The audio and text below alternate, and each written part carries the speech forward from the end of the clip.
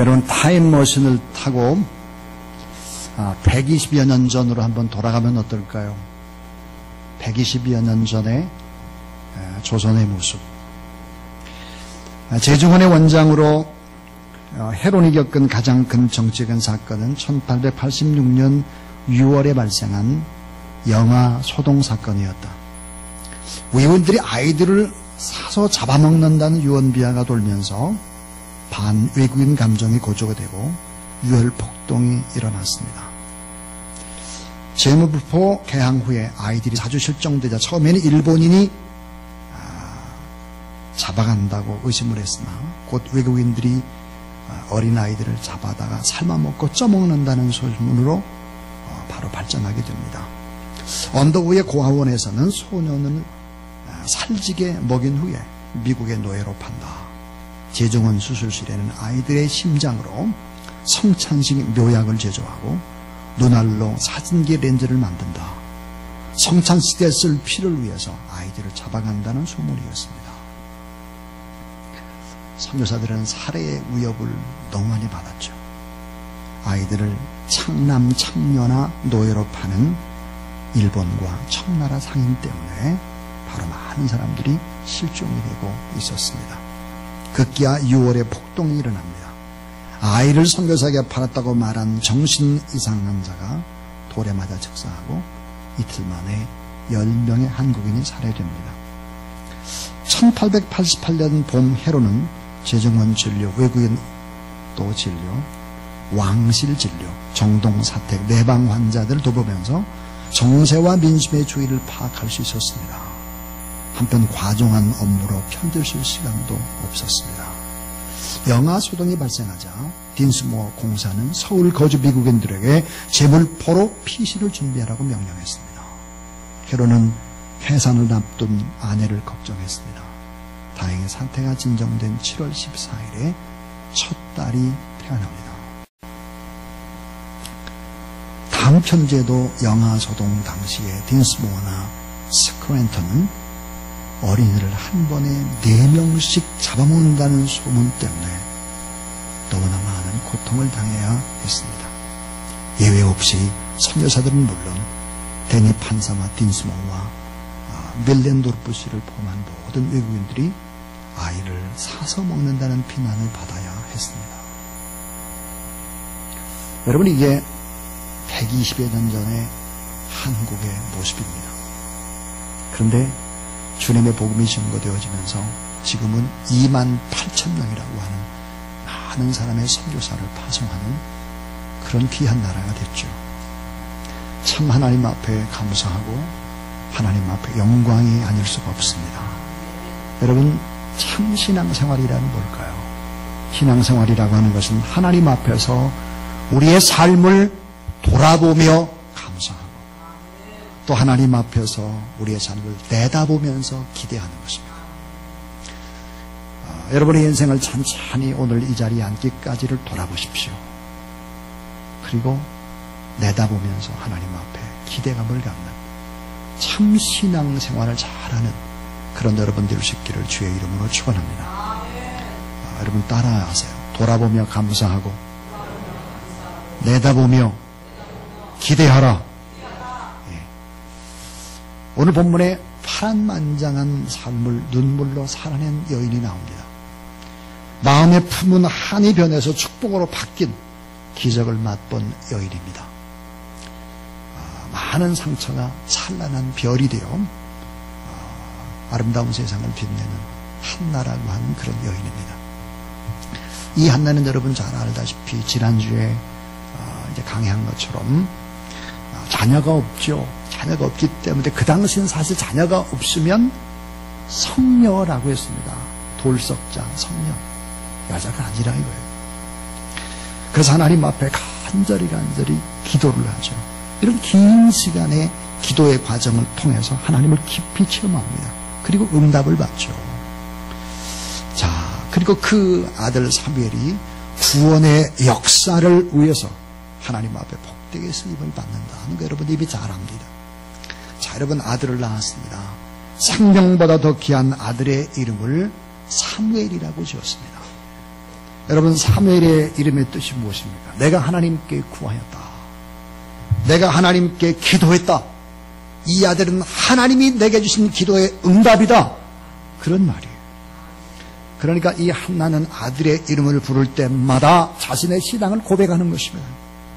하나님의 위대함을 아들의 이름 속에 새겨놓고 벅찬 가슴에서 울려 퍼지는 사랑의 고백. 사무엘아, 이렇게 부를 때마다 그런 아름다운 고백을 하는 것입니다. 오늘 본문은 놀랍게도 자녀를 얻고 난 다음에 응답받은 후에 드리는 감사의 기도입니다. 여러분, 곰곰이 우리가 생각을 해보면 하나님 앞에 무슨 문제가 있을 때 간절히 기도합니다. 금식함에 매달려 기도합니다. 응답된 후에는 까맣게 잊어먹습니다. 심지어는 기도 제목을 내가 그런 걸 냈나 할 정도로 우린 다 잊어먹고 살아갈 때가 참 많습니다. 그런데 오늘 이 한나는 하나님 앞에 감사의 기도를 드리고 있습니다. 우리가 읽은 이 본문 사무엘상 2장 1절부터 11절은 성경에 많은 기도문이 나와 있지만 이 기도문은 최고의 기도문 중에 100미다 이렇게 말할 수 있습니다. 왜 그러냐면 하나님을 정확히 경험을 하고 하나님을 정확히 알고 하나님 앞에 드리는 감사의 기도이기 때문입니다. 여러분이 감사라고 하는 것은 미성숙한 사람들은 감사하지 못합니다. 하나님의 은혜와 은총을 맛보지 못한 사람은 감사가 되지 않아요. 믿음이 없으면 하나님을 기쁘시게 할 수 없고 감사도 못합니다. 여러분, 감사의 기도는 감격의 기도요, 이것은 사랑의 극치를 표현하는 것이기 때문에 이 감사는 참 위대한 것입니다. 오늘 이 본문 속에서 세 가지의 교훈을 생각합니다. 그 하나가 뭐냐면, 여러분 따라서 기도 생활보다 더 위대한 것은 감사 생활이다. 여러분, 기도 생활보다 더 위대한 것, 더 소중한 것이 있다면 그것은 감사 생활입니다. 오늘 본문에서 말씀하신 하나님의 교훈은 한나라는 여인의 위대함이 뭘까 하는 거예요. 그 하나님의 그 절망, 하나님께서 태문을 막아버렸어요. 성택지 못하게 했어요. 자녀를 주시지 않았어요. 일부러. 이 절망의 고통 속에서 하나님을 바라본 것이 여러분 이게 위대함입니까? 이 고통 속에 이 창조적으로 하나님께 반응하고 기도한 것이 한나의 위대함입니까? 하나님께 통곡하면서 서원 기도한 것이 이 한나의 위대함일까요? 좌절하고 싶고 절망과 원망하고 싶고 인생을 포기하고 싶지만 성전에 나가 하나님 앞에 부르짖어 기도한 것이 위대함입니까?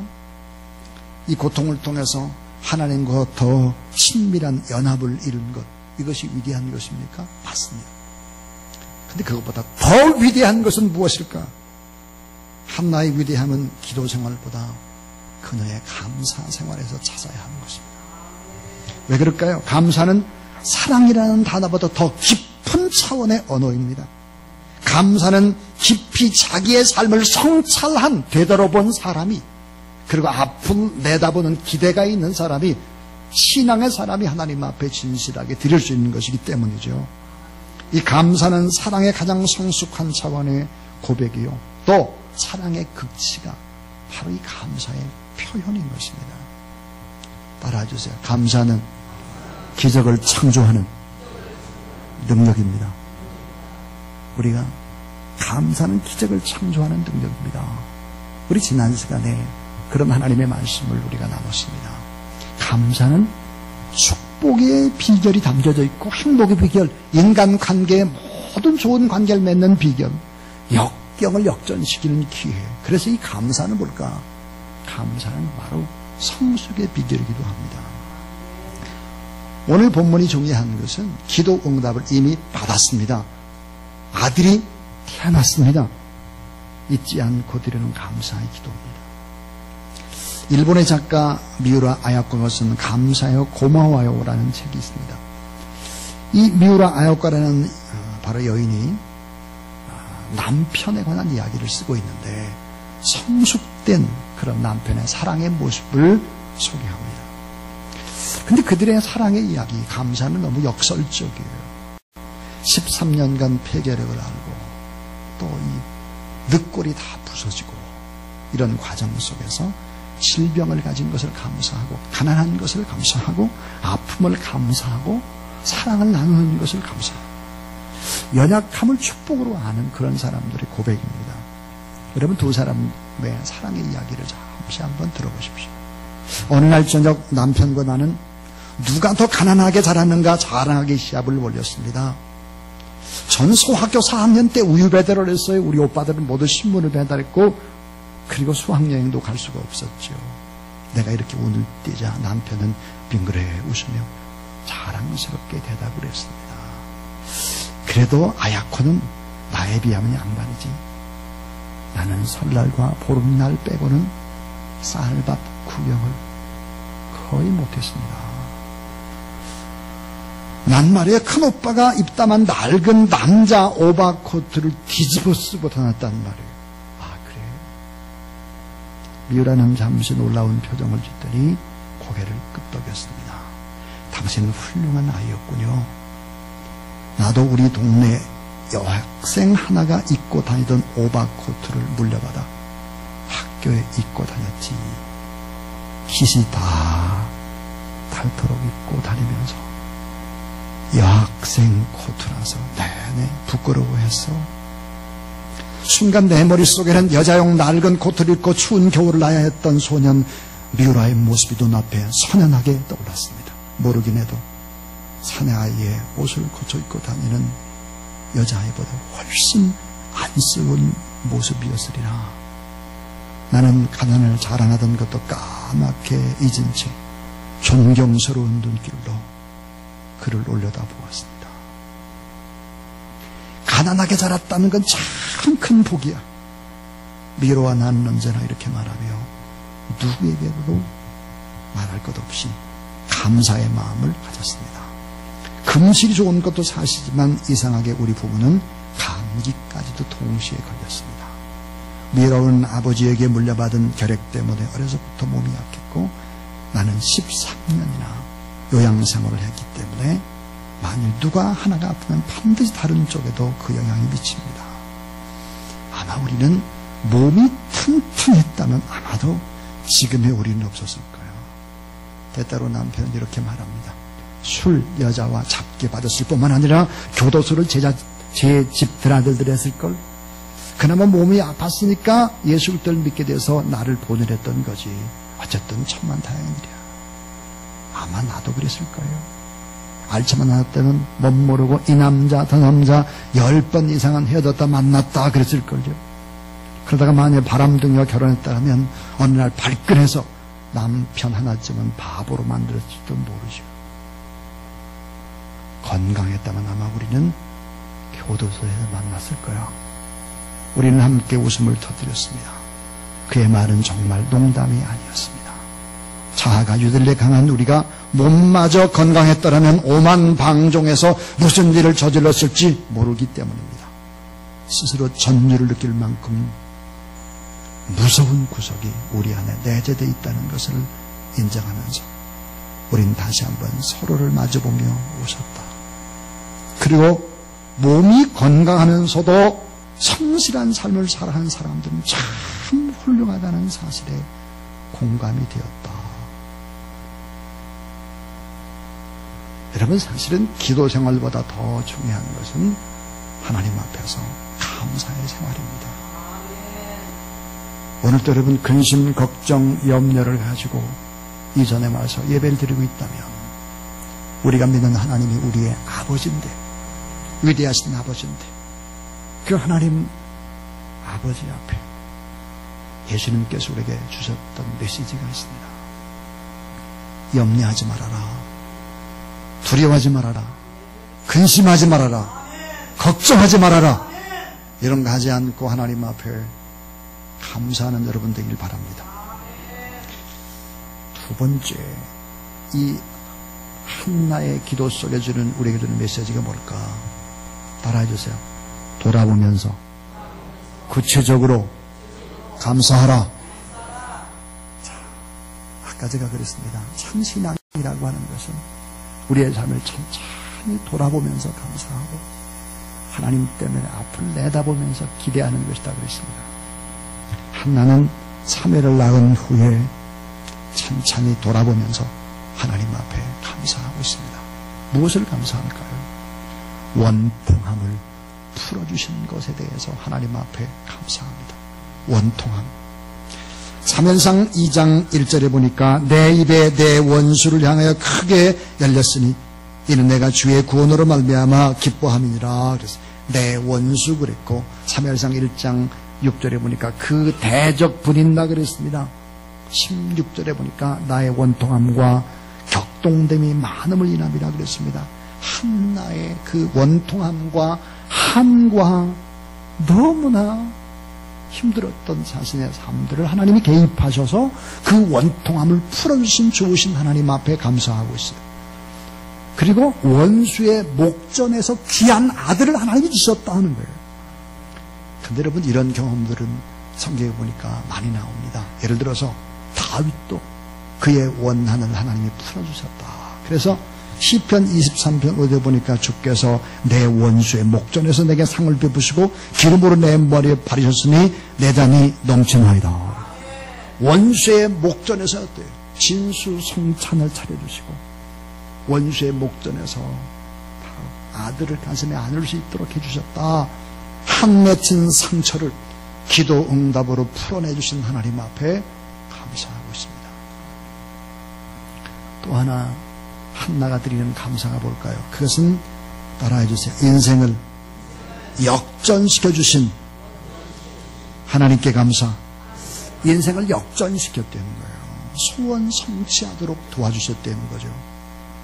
자, 아들을 낳았습니다. 그 아들을 품 안에 안고 하나님 앞에 감사의 기도를 들어보세요. 사면상 2장 5절에 보니까 풍족하던 자들은 양식을 내어 품을 팔고 줄이던 자들은 다시 줄이지 아니하도다. 전에 임신하지 못하던 자는 7을 낳았고 많은 자녀를 둔 자는 생각하도다 그랬습니다. 여러분, 7을 낳았고 그랬어요. 이 말을 잘 생각하셔야 돼요. 이 7이라고 하는 것은 완전수이기 때문에 한나가 7명의 자녀를 낳았다 그 말이 아니에요. 이 7이라고 하는 것은 전능하신 하나님이 이루신 완전한 일이다. 그래서 7이라는 말을 썼습니다. 불가능한 것을 가능케 하신 하나님, 그 하나님 앞에 감사하는 고백인 것이죠. 자, 여러분, 우리에게는 오늘 예배드리는 여러분에게는 소원이 있죠. 소원. 하나님께서 여러분의 가슴 속에 소원을 심어 놓으셨습니다. 빌립보 2장 13절에 보니까 각자에 맞는 하나님의 소원을 이루었어요. 심어 놓았습니다. 근데 우리가 그걸 잘 몰라요. 기도해야 그걸 알 수 있거든요. 기도해야. 그래서 기도하면 하나님의 소원을 발견하고 그 하나님의 소원을 이루어들면 하나님의 소원 성취하는 거예요. 우리를 통해서. 그런데 여러분, 기도를 해야 될 사람들이 기도를 하지 않는다 하면 어떻게 될까? 한나에게 왜 자녀가 없었나? 하나님께서 성태치 못하도록 문을 막아버렸어요. 그러니까 어때요? 이게 일부러 그렇게 하신 거죠. 왜? 기도해야 됩니다. 기도할 수 있도록 하나님 때때로 고통스러운 환경을 주기도 하고 억울한 일, 원통한 일 당하기도 하고 속기도 하고 넘어지기도 하고 그런 과정을 주는 거예요. 그러면 하나님을 믿는 사람들이 하나님 앞에 간절히 기도할 수밖에 없잖아요. 이 기도의 분량이 차잖아요. 기도하면서 어때요?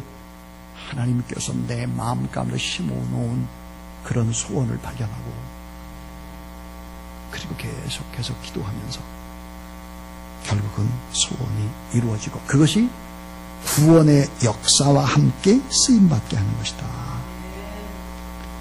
그래서 하나님 앞에 감사가 되고 영광이 되도록 하는 것이죠. 자, 여러분, 이 야곱에게 소원이 있었습니다. 그것은 그때 아내 라헬을 얻는 것입니다. 근데 7년을 일을 하고 난 다음에 결혼을 했습니다. 밤중에 결혼하고 아침에 일어나고 딱 봤더니 옆에 있는 여자가 라헬이 아닌 거예요. 레아였어요.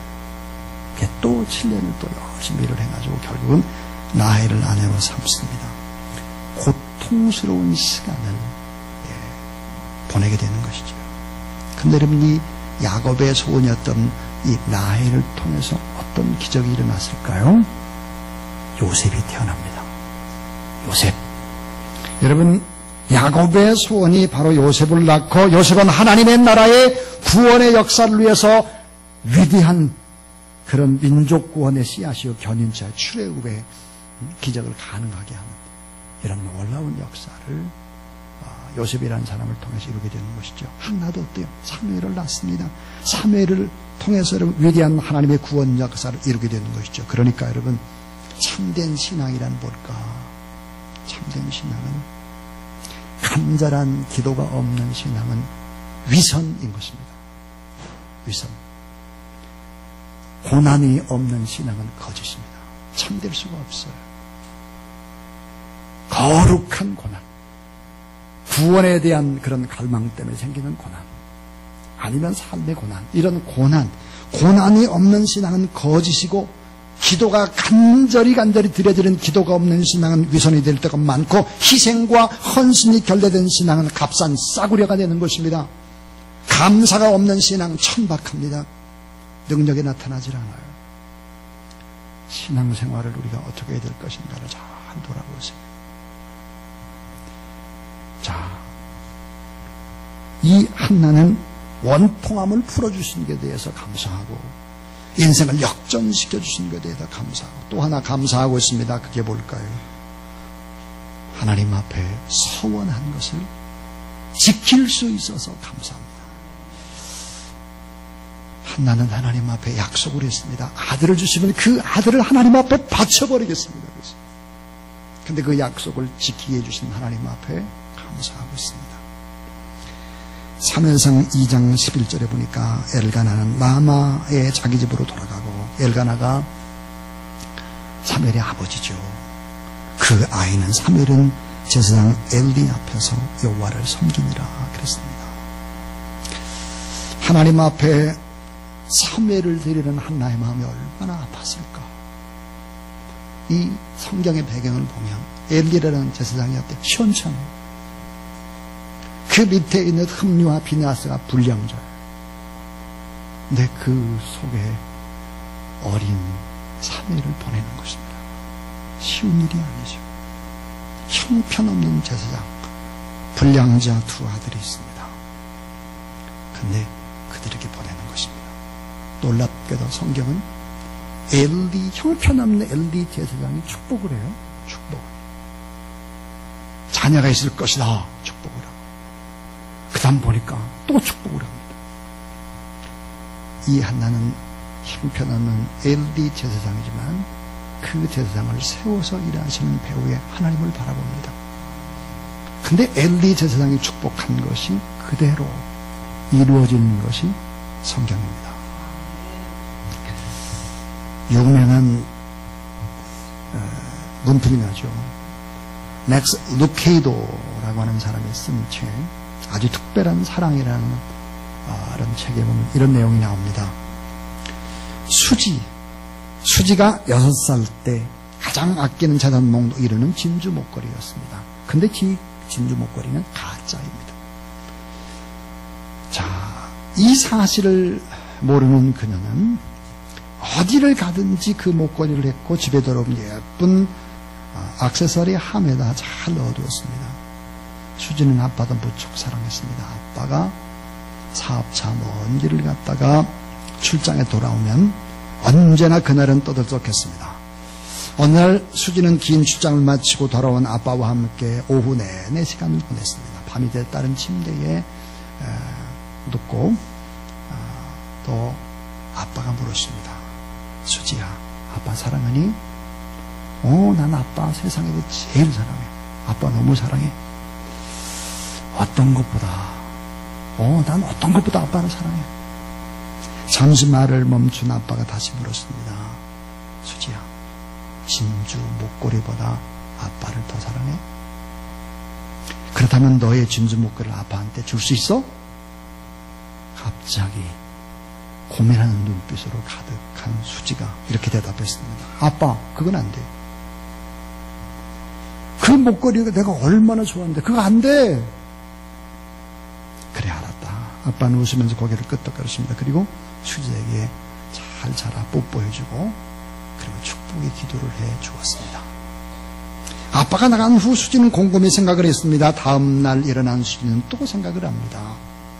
아침 내내 그날 오후 내내 아빠가 했던 말이 생각이 났습니다. 그날 밤이 되자 수지는 진주 목걸이를 가지고 아빠에게 왔습니다. 목걸이를 내밀며 수지가 말했습니다. 아빠, 난 이 진주 목걸이보다 아빠가 더 좋아. 아빠 이거 가져.